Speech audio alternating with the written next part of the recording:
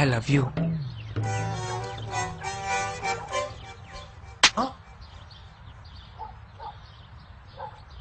2 days నుంచి వీడెవడో follow అవుతున్నాడే. ఏంటి వెనక పడుతున్నావు? I hate you. Excuse me, నీకు ఐ లవ్ యూ చెప్తేనే కొట్టావు, నన్ను ఐ హేట్ యూ అంటే ఊరుకుంటానా? ఊరుకుంటానా? కూరొండుకో.